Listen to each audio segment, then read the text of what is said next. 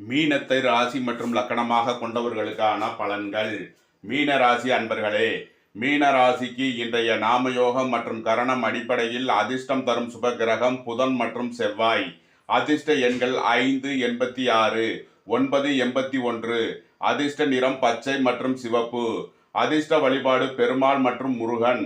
மீன ராசிக்கு தரும் பலன்கள். உத்தியோகம் தொழில்துறையில் முன்னேற்றமான பலன்கள் ஏற்படும். அரசு காரியங்களில் அனுகூலம் கிட்டும்.